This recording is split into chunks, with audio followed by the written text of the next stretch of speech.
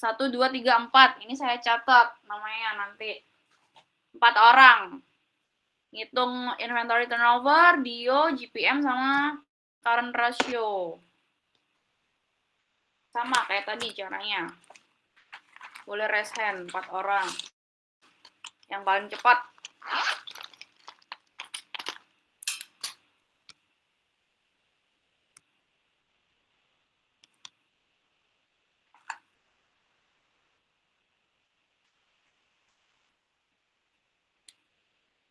Silahkan. Pak Marcendra, mau yang hitung yang mana, Pak? Enggak, Miss, kepencet, Miss. Soalnya belum ada, Miss. Oh, ini soalnya, Miss. Ini soalnya, Pak. Ahmad Rivaldi, mau ngitung yang mana, Ahmad Rivaldi? Saya yang nomor 4 aja, Miss. Nomor 4. Oke, nanti ya berarti nomor 1 dulu siapa? Nanti diartiin ya, setelah dihitung diartiin kayak tadi. Artinya apa? Efisien apa enggak?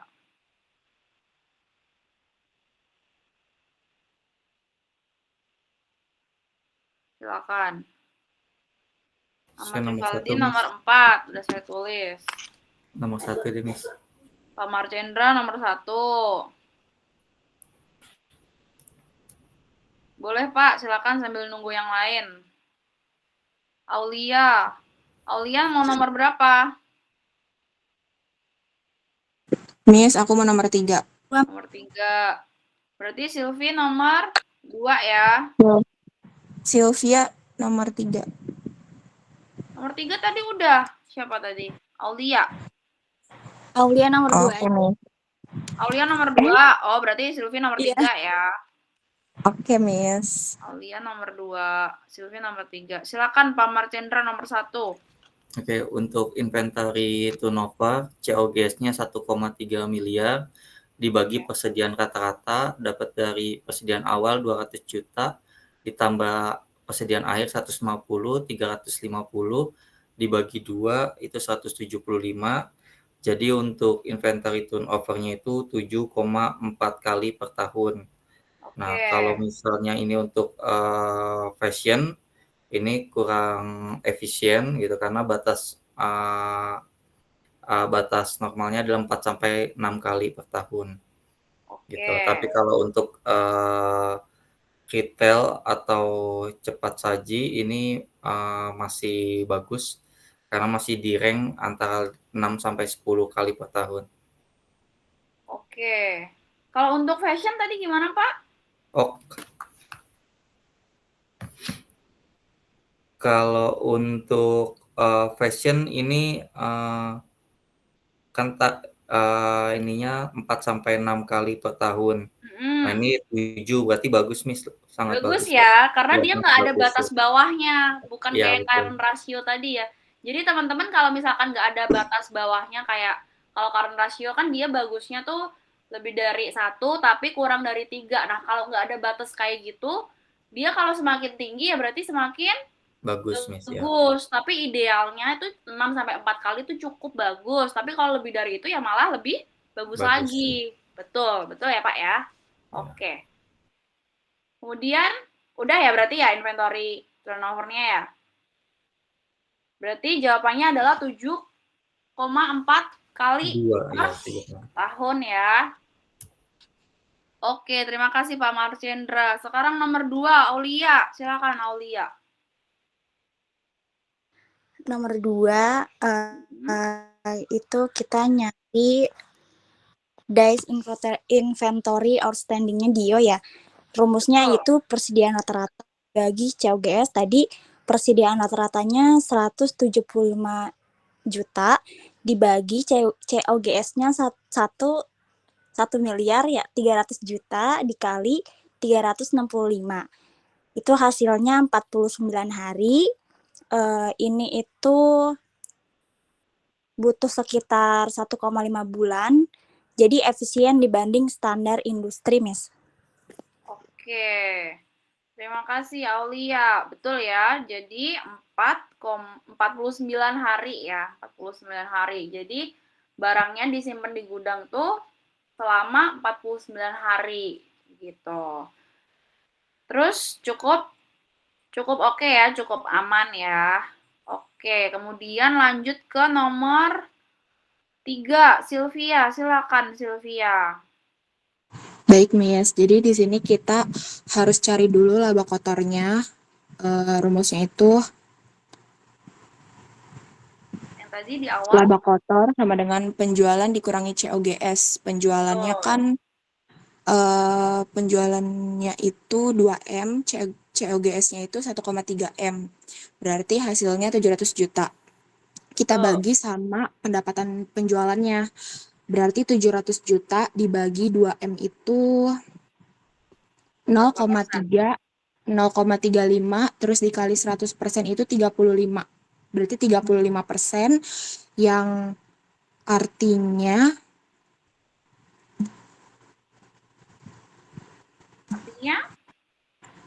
oke nggak? Artinya itu margin kotornya itu sehat, Miss. Sehat Jadi ya. Jadi pokoknya sehat aja, efisien aja. Efisien ya, karena batas bawahnya retail aja dia paling kecil, idealnya 20% udah ideal, apalagi 35% gitu kan logikanya. Berarti semakin tinggi semakin bagus, efisien. Sehat, semakin efisien. Gitu. Tadi cara ngitung laba kotor gimana? Laba kotor gimana, Sylvia? Tadi Diunya nanya. Oke, dengerin ya Kak Dio. Laba kotor sama dengan pendapatan penjualan dikurangi COGS. Pendapatan penjualan dikurangi COGS. Tadi ada di depan ya rumusnya. Jadi sebelum ngitung inventory turnover, kita butuh ngitung apa dulu? Persediaan rata-rata dulu. Terus sebelum ngitung GPM, kita perlu ngitung si laba kotor dulu. Gitu ya. Oke, terima kasih. Sylvia, yang terakhir, silakan Diu, nomor 4, current ratio. Berapa jawabannya? Dan artinya apa? Wait, Miss. Current ratio, aset lancar dibagi sama kewajiban lancar. Current ratio sama dengan aset lancar dibagi kewajiban lancar. Aset lancarnya itu ada di 500 juta. Terus dibagi kewajiban lancar itu 400 juta. Hasilnya itu 1,25. Artinya berarti masih efisien. Masih efisien? Emang current ratio artinya gitu? Bukan. Artinya berarti masih aman-aman aja gitu buat retail. Kan itu belum 3. Bukan begitu, Miss? Ya, masih aman. Tapi arti yang lebih lengkapnya lagi berarti perusahaan bisa bayar utangnya secara lancar ya. Jadi dia bisa. Itu, maksudnya itu, Miss. Iya, karena hubungannya sama pembayaran hutang ya atau likuiditas. Jadi likuiditasnya masih aman karena perusahaan bisa bayar hutangnya. Hutang jangka pendeknya bisa dibayar. Gitu. Terima kasih, Diu. Gitu ya, teman-teman ya. Sampai sini ada yang mau tanya? Sebelum saya lanjut ke materi berikutnya. Aman? Aman ya. Jadi itu sih teman-teman, udah selesai sebenarnya materinya. Tapi itu untuk yang minggu ke-4. Sekarang kita masuk ke minggu ke-5 ya. Minggu ke-5. Kenapa pada sedih? Ini lebih teman-teman, lebih gampang. Miss, tadi saya lihat dulu Miss rumus rasio CR. Current ratio. Current ratio yang ini. Siapa ini? Andi kok enggak? Oh iya. Boleh, silakan. Nanti ini semuanya bahannya saya kirim ya, teman-teman, saya kirim di GCR. Boleh direkam kalau mau direkam. Udah, Diu. Ini, lihat ini. Lihat yang mana? Udah. Udah ya? Aman. Aman ya. Kita mulai ke materi minggu kelima ya.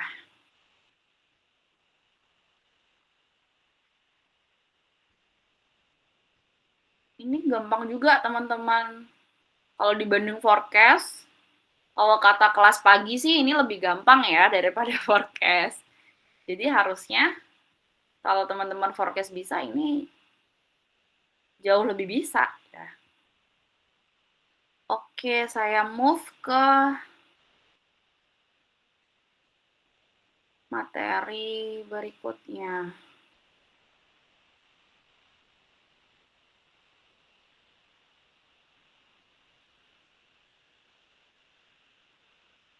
Udah kelihatan? Udah, Miss. Udah ya. Udah, Miss, udah. Jadi materi minggu ini itu sebenarnya adalah ini teman-teman. Kita ngitung kapasitas sama perencanaan agregat. Kalau kemarin kan kita udah ngitung nih forecast kan, atau ramalan permintaan. Nah, kita juga perlu juga dari situ dilanjutin setelah ada forecast-nya nih. Nah, kapasitasnya tuh berapa yang kita butuhin untuk memenuhi si forecast itu. Jadi lanjut ke perhitungan kapasitas. Nah, ini teman-teman. Jadi kalau perhitungan kapasitas itu kita bisa ukur pakai utilization sama efisiensi. Nanti detailnya ada di belakang. Ini sekilas dulu aja. Terus dari situ kita bisa hitung juga kebutuhan mesinnya berapa, kayak gitu, dari forecast permintaannya. Dari kan kita udah ngitung nih permintaannya, terus kita hitungin nih. Berarti kalau permintaannya 200 unit, kita butuh mesin berapa sih? Kayak gitu. Atau kita butuh tenaga kerja berapa sih untuk memenuhi permintaan tersebut? Gitu, nyambungnya kayak gitu ya. Terus setelah itu juga kita di sini belajar aggregate planning. Nanti detailnya di belakang. Jadi kalau aggregate planning itu dia ada 3 metode ya teman-teman. Sama kayak forecast kemarin. Forecast kan kemarin ada 3 juga. Apa aja? Masih ingat nggak? Ada yang masih ingat? Metode forecast? Metode Naive. Terus Eksponensial Exponential smoothing. Satu lagi apa, Pak? Eksponensial. Campuran. Tuh, satu lagi apa, Novi? Eksponensial apa ya, Mas? Smoothing. Exponential smoothing. Mape. Mape itu error ya. Itu error. Jadi saya nanya perhitungan forecast-nya. Forecast kemarin ada Naive, terus exponential smoothing, satu lagi apa? Campuran. Campuran. Bukan campuran. Bukan kombinasi. Apa? M2, Miss, M2. ME. MAT. M2. Moving average ya, rata-rata. Nah, di sini aggregate planning juga ada 3, teman-teman. Ada chase strategi, level strategi, sama mix strategi. Nanti kita belajar di belakang. Kita belajar kapasitas dulu, teman-teman. Jadi tadi, kenapa ini perlu dihitung gitu kan? Ya, biar nggak kelebihan kapasitas ataupun kekurangan kapasitas. Kenapa gitu? Kalau kelebihan kapasitas, itu tuh sumber daya bisa nganggur, teman-teman. Kalau sumber dayanya nganggur, ya biaya operasionalnya berarti bisa tinggi. Kalau gitu ya berarti ada pemborosan, jadi rugi. Misalkan PHK aja, Miss. Kenapa? PHK aja. Nah, makanya itu kita perlu ngitung nih perencanaan kapasitas. Karena kalau kelebihan itu ya itu tadi, kita jualannya dikit nih, tapi kita harus bayar gaji karyawan terus-menerus gitu kan. Padahal kita jualannya dikit. Ya mungkin tadi opsinya salah satunya, apakah harus PHK, kayak gitu. Makanya kita hitung di perencanaan kapasitas ini. Tapi kalau kekurangan juga nggak bagus juga ya teman-teman ya. Kalau kita nggak punya stok nih di gudang gitu kan, tapi padahal konsumen tuh mau beli ke kita, ujung-ujungnya apa? Ujung-ujungnya ya konsumen beli ke kompetitor, orang lain gitu kan. Jadi ada hilangnya penjualan, hilangnya peluang penjualan, terus juga konsumennya atau pelanggannya jadi nggak puas kayak gitu. Makanya si kapasitas ini kita perlu rencanain atau kita hitung untuk apa? Untuk memastikan ketersediaan. Terus menyeimbangkan biaya juga sama kebutuhan permintaan kayak tadi. Kalau misalkan kelebihan ya nanti rugi kan, kita bayarin banyak tapi kita nggak bisa jualan banyak. Nah kayak gitu. Dan tentunya ujungnya untuk mendukung strategi bisnis jangka panjang perusahaan. Karena kalau terus-terusan kayak gitu ya rugi, ya ujung-ujungnya akan bangkrut gitu. Makanya ini penting untuk direncanakan atau dihitung kapasitasnya. Kita lanjut dulu, ini masih di teorinya. Nah, ini ada jenis-jenis kapasitas yang kita pakai, teman-teman. Jadi kapasitas itu ada 3. Yang pertama ada kapasitas desain. Nah, kapasitas desain ini adalah kapasitas di mana adalah kapasitas yang kita pengenin gitu, tanpa adanya hambatan. Jadi kapasitas maksimum, belum ada hambatan nih. Kira-kira berapa kalau nggak ada hambatan tuh, berapa sih kapasitasnya? Nah, itu masuk ke kapasitas desain. Nah, tapi dari situ ada lagi jenisnya kapasitas efektif. Nah, kapasitas efektif ini adalah kapasitas yang lebih realistis karena dia udah mempertimbangkan hambatan. Hambatan tuh misalnya apa sih? Misalkan ada downtime. Downtime tuh kayak apa ya? Mati lampu lah kayak gitu misalkan. Jadi nggak bisa beroperasi pabriknya. Terus ada setup ulang yang memungkinkan untuk penghentian sementara produksi ataupun ada maintenance gitu kan. Jadi di sini udah dimasukin, hambatannya udah dimasukin, makanya di sini disebut kapasitas yang realistis. Tapi kalau di kapasitas desain dia masih kapasitas maksimum yang teoritis gitu.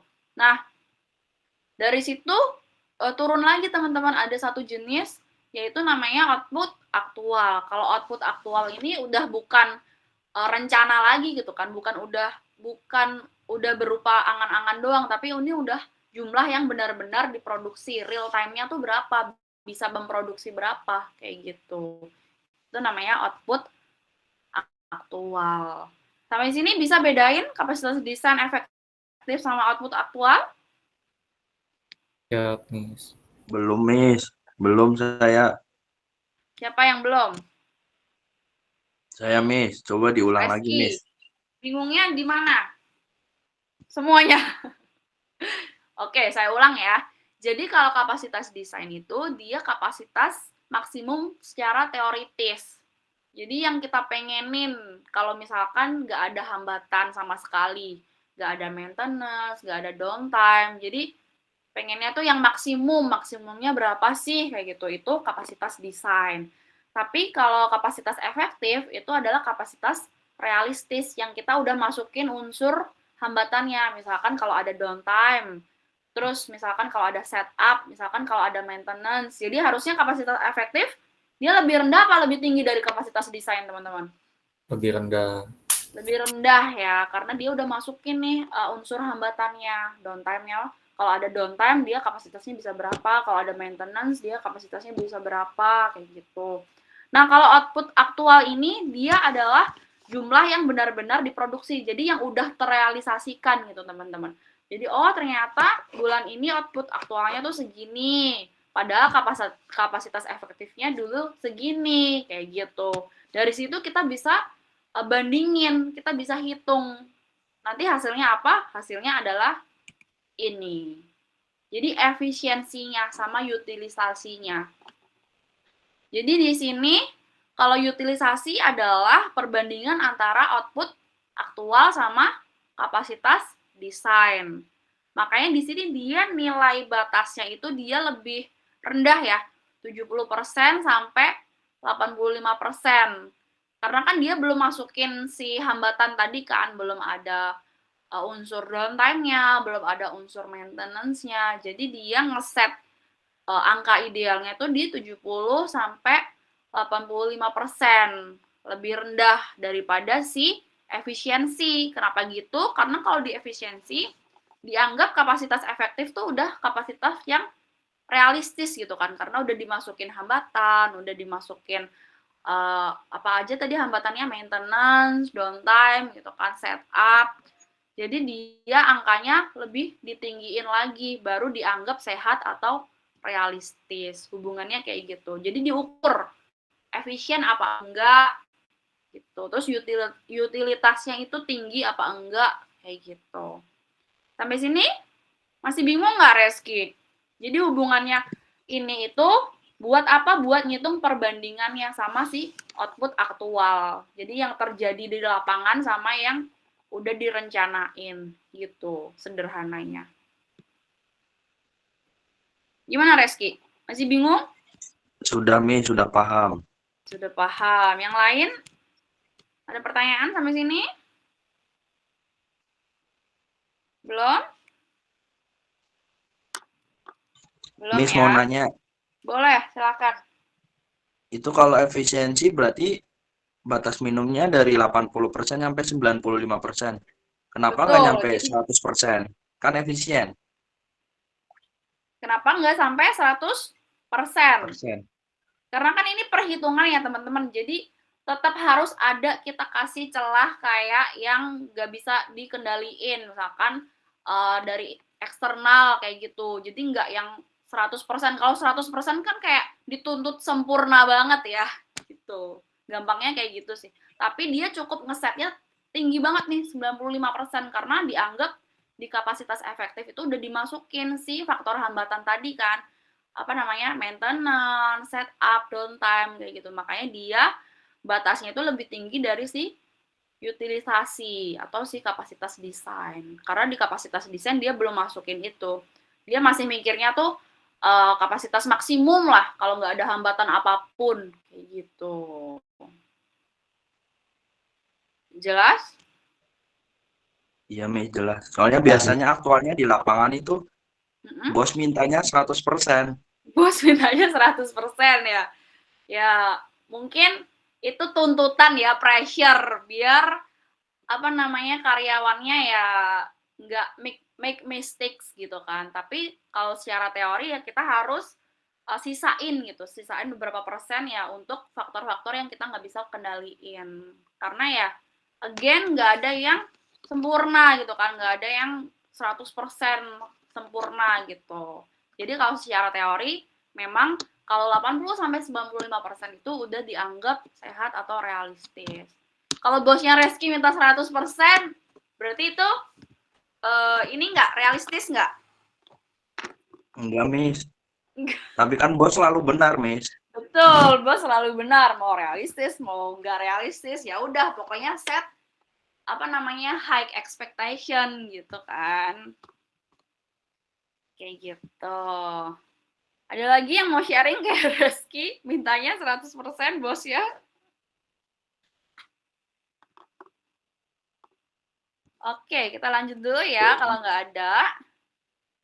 Nah, ini setelah itu kita bisa menghitung juga teman-teman kebutuhan mesinnya. Jadi kita butuh mesin berapa untuk memproduksi, misalkan permintaannya 200 unit, kita butuh mesinnya berapa. Cara ngitungnya gimana? Cara ngitungnya adalah kita ngitung dulu kebutuhan jam kerjanya. Gitu kan. Jadi ini rumusnya dari total jam atau kebutuhan jam kerja itu adalah perkalian dari permintaan atau forecast tadi kan, misalkan hasil forecast ini 200 unit gitu kan, misalkan untuk produksinya baju lah, kita taruh baju 200 unit, dikali sama proses per unitnya, waktu proses per unitnya, 1 unit baju tuh butuh berapa lama sih? Misalkan setengah jam ya, berarti 200 dikali 0,5 jam kayak gitu. Nah, hasil dari situ bisa dihitung untuk kalau baju berarti pakai mesin apa yang dibutuhkan? Mesin jahit. Mesin jahit ya. Misalkan total jamnya tadi 200 dikali 0,5 jam, dapatnya berapa? 100 jam. Kita butuh 100 jam untuk memproduksi 200 baju kan. Terus kita butuh mesin berapa nih biar menutup itu? Nah, caranya ngitungnya ya dari total jam itu tadi, 100 jam, dibagi jam kerja tersedia. Maksudnya jam kerja tersedia di sini adalah jam maksimal yang mesin itu mampu bekerja gitu. Kalau mesin jahit itu maksimalnya berapa sih biasanya? Misalkan kita taruhlah 10 jam, karena kalau dia lebih dari 10-nya harusnya materi minggu kemarin. Tapi karena forecast itu dia lumayan banyak, jadi dia 2 pertemuan sendiri baru selesai yang forecast kemarin. Jadi hari ini kita materinya double dirapel ya, minggu ke-4 sama minggu ke-5 gitu. Jadi kita langsung mulai aja biar nanti selesainya juga nggak kemalaman. Di sini yang pertama kita akan belajar analisis laporan keuangan dalam manajemen operasional, teman-teman. Teman-teman udah dapat mata kuliah manajemen keuangan ya? Sudah, Miss Fitri. Udah ya. Berarti udah belajar laporan laba rugi, neraca, arus kas, udah ya? Kenapa? Enggak, Miss, saya lagi ngecek mikrofon saya dari tadi nggak bisa keluar. Udah bisa. Nanti absennya di akhir ya. Yang belum Siap, absen di Miss, depan. santai. Oke. Jadi udah belajar belum yang kayak laporan laba rugi, laporan arus kas, neraca gitu? Sudah, udah belajar belum, jelas, teman-teman? Belum, Miss, belum. Kenapa kagum? Belum, Miss, belum. Belum. Jadi kalau teman-teman udah belajar di laporan di manajemen keuangan, itu kan kalian bikin laporan keuangannya kan. Tapi kalau di manajemen operasional, kalian nggak bikin laporan keuangannya, tapi menganalisis laporan keuangan yang sudah ada. Dianalisis, kemudian dihubungkan sama manajemen operasional. Kayak gitu. Nah, untuk apa? Ya, untuk menghubungkan gitu kan, dia efisien apa enggak, terus kemudian dia profit apa enggak gitu kan. Profit apa sih teman-teman? Ada yang tahu? Untung. Untung apa enggak gitu kan. Kalau dari laporan keuangan kan kita bisa lihat tuh angkanya gitu kan. Terus kita sambungin tuh ke manajemen operasionalnya. Dia profitable apa enggak, terus efisien apa enggak, terus liquid enggak dia arus kasnya kayak gitu. Setelah itu dihubungin ke keputusan operasional gitu kan. Kalau misalkan ternyata dia kurang efisien gitu, ada pemborosan mana ya diperbaikin gitu di operasionalnya. Gitu. Kita lanjut ya. Ini teman-teman, ini lanjutan aja. Jadi yang tadi yang udah saya bilang, jadi untuk mengukur kinerja operasionalnya ada pemborosan nggak, kemudian ada tidak efisienan nggak, ini udah efisien apa belum, kayak gitu. Setelah itu dievaluasi, kalau ada pemborosan harus gimana, apakah harus mengurangin gitu kan, mengurangin macam-macam ya sumber dayanya, misalkan tenaga kerjanya kelebihan gitu kan, akhirnya ada pemborosan di pembayaran gajinya kayak gitu, salah satu contohnya. Kemudian setelah itu ya untuk mendukung pengambilan keputusan, karena kan kita udah ada nih angka laporan keuangannya, jadi dari situ kita lebih gampang gitu untuk mengambil keputusan, apakah mau misalkan tadi ada pemborosan, apakah mau dikurangin tenaga kerjanya gitu kan, apakah mau di layoff atau gimana kayak gitu. Terus juga untuk meningkatkan profitabilitas atau keuntungan perusahaan. Kalau misalkan ada yang kurang efisien, dicari yang mana yang kurang efisien gitu kan, biar tetap profit, biar profitnya tuh meningkat kayak gitu. Setelah itu baru dibandingkan kinerjanya. Setelah dianalisis laporan keuangannya sama sebelum tuh ada perubahan apa enggak gitu kan, ada peningkatan apa enggak, kayak gitu hubungannya. Kita lanjut dulu. Nah, ini yang tadi saya bilang ya, teman-teman ya.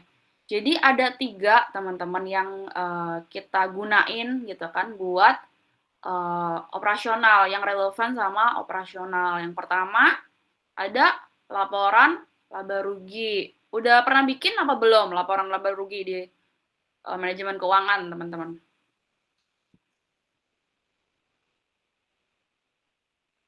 Di manajemen keuangan belajar apa aja, teman-teman?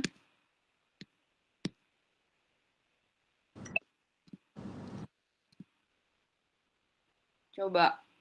Sampai Siapa? ini, Bapak. Kemarin terakhir peramalan, Miss.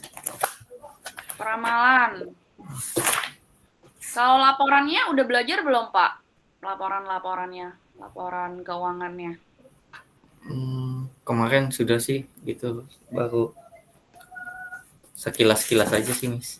Baru sekilas-sekilas aja ya? Kami baru ini 2 kali pertemuan, 3 kali sama online, Miss.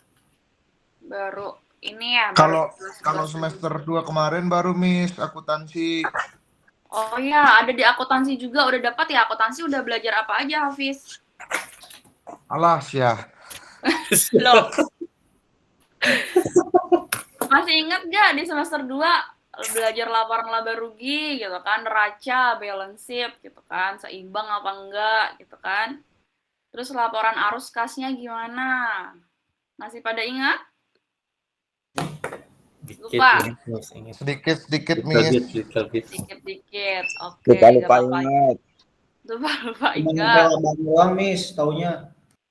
Kenapa? Tahu labanya doang, Miss. Tahu labanya doang. Ini ya. Yang tahu-tahu tes Miss, yang tahu-tahu tes Miss. Laba kan keuntungan. Laba itu apa sih? Yang enggak tahu labanya doang. Emang laba itu apa? Keuntungan, profit, Miss. Keuntungan, betul ya. Jadi di sini kita nggak bikin laporan keuangannya karena mungkin teman-teman udah belajar ya di akuntansi harusnya bikin laporan tuh kayak gimana.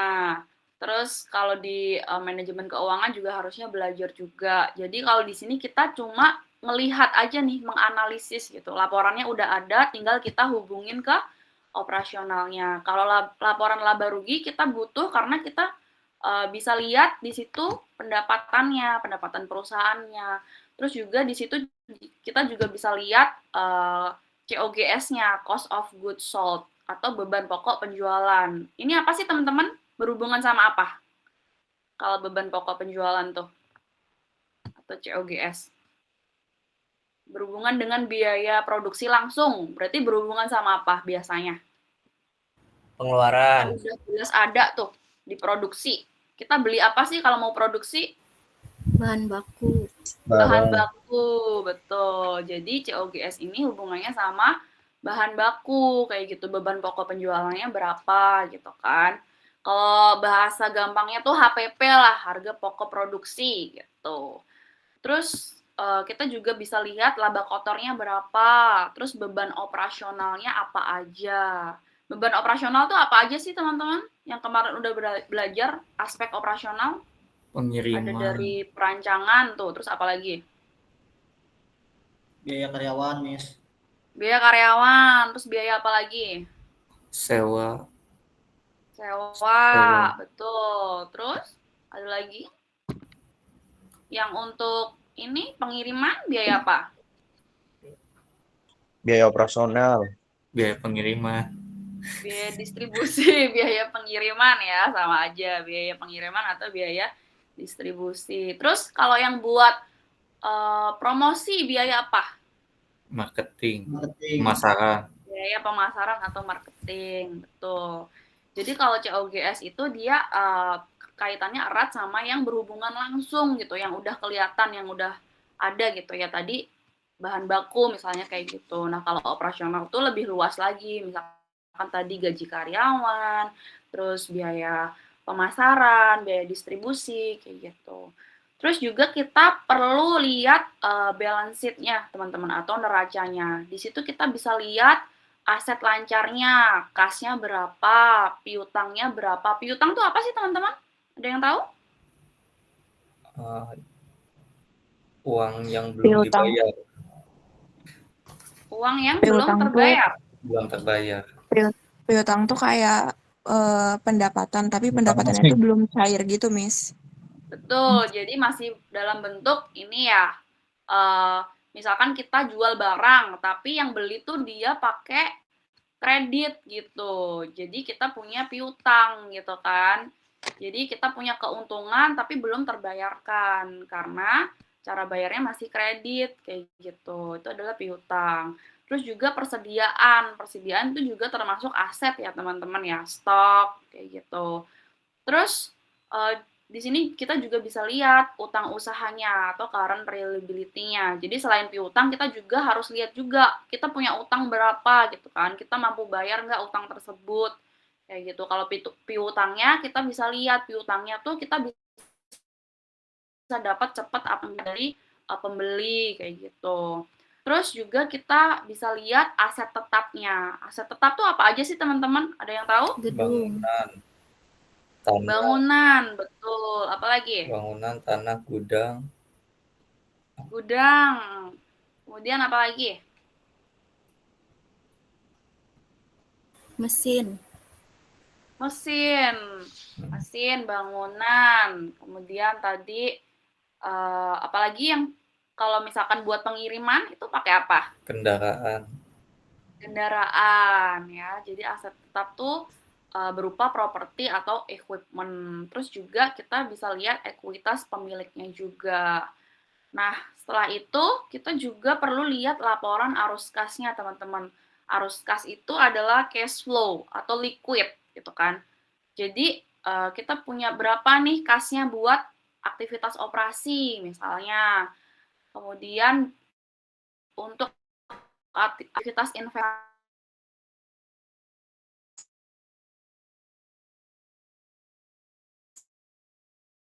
gitu kan, mau beli makan. Untuk itu ada nggak kasnya, ada nggak liquidnya, ada nggak uangnya gitu yang bentuk cash flow gitu. Sampai sini ada yang mau tanya? Belum? Kita lanjut dulu ya. Nah, sekarang masuk ke perhitungannya teman-teman. Jadi ada 3 rasio yang perlu kita hitung dan hubungkan ke jurnal gitu kan.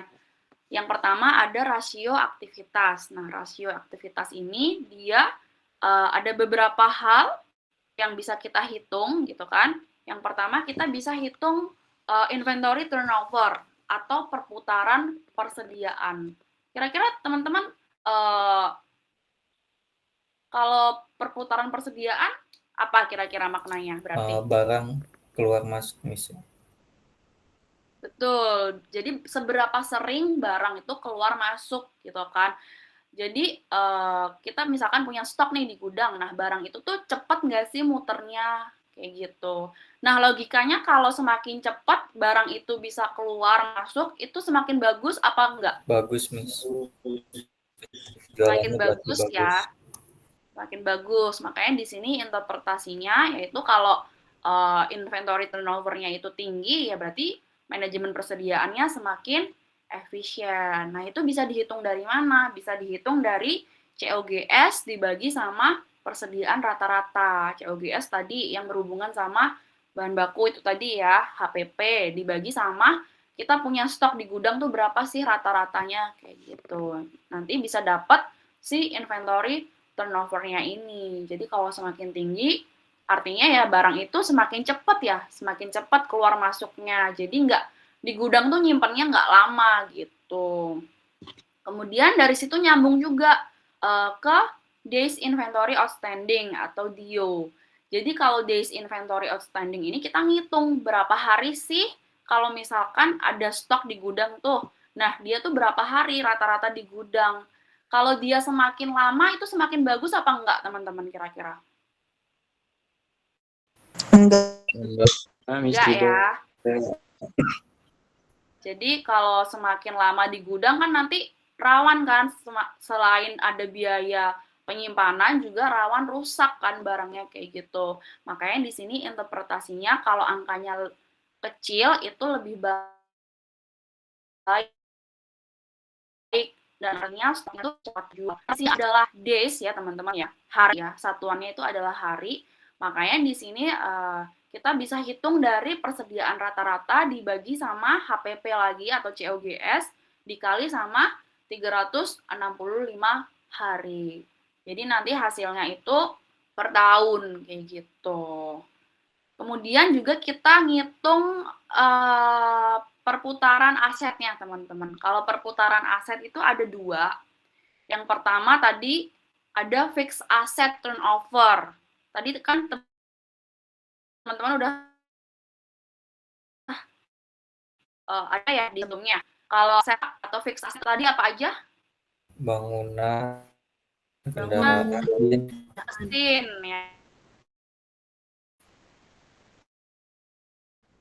ya kan?